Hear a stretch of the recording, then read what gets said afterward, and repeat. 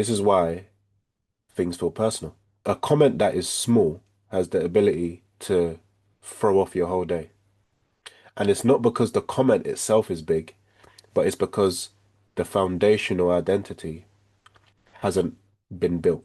If I go to build a house again, and I build this house on with sand instead of bricks, eventually I'm gonna be in for a surprise.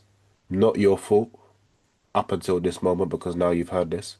When you build the identity, you then look at the comments that people are making towards you as signs that they are the ones that need support and they are the ones that actually just need love and they are the ones that are attempting to make other people feel less than because of how they feel about themselves. So you realize that all that's happening here is projection. So they're attempting to bring people to the level that they are at because they're alone there.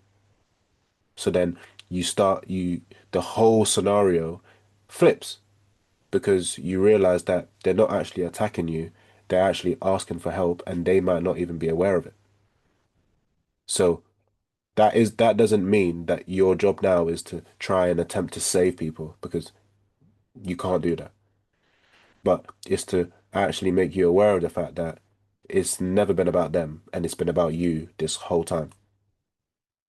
So if I'm honest with you, it can never be the excuse of, oh, but they did this because what they did triggered something in you that if your identity was secure, if you were secure in yourself, if you accepted and if you loved and if you acknowledged and if you recognized and if you understood yourself, it wouldn't have led to the reaction in the first place.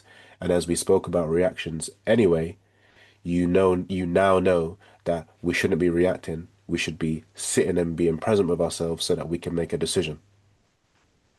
Recognizing now that the fact that we reacted, the reaction wasn't even a decision that we chose in the first place, which is why we regretted it afterwards.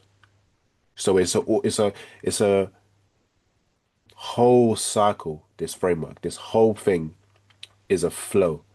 That disrespect you think that you're feeling is actually just something called insecurity. It's not disrespect, it's insecurity. Going back to the identity again. Because if you have a healthier picture of yourself than the one that's being painted of you, then you've got some questions to ask. Do you value the person that is coming to you with this supposed disrespect? If not, then it doesn't matter. If you do value them and it's not true, then again, it doesn't matter. But then you can educate them on the fact that, hold on, like, what are you talking about here? And even if you did value them, you don't need that any of those individuals in your life in the first place. However, you might just be quick to just cut those people out of your life, but they've actually helped point out an area where you're insecure and you need to do some more building to build up that aspect of yourself, to make sure that that aspect of yourself is receiving love as well, and acceptance and acknowledgement and recognition.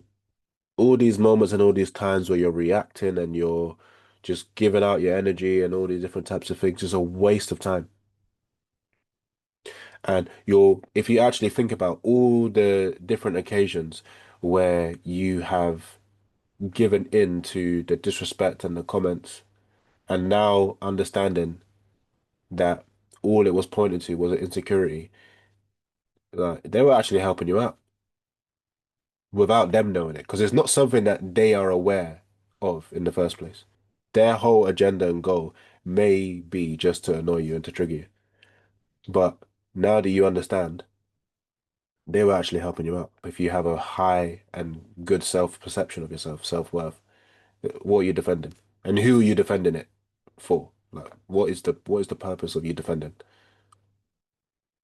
In all honesty, sometimes silence is the biggest weapon, and silence can be the strength.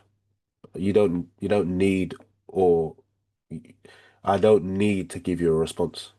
So you can just be left there salty and negative. Like if that's how you want to behave and act, like that's your business.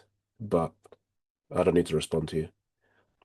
Because a funny fact is that the person that does the thing, let's say in a lesson, the person that does the thing in a lesson is 9 times out of 10 not the person that gets in trouble.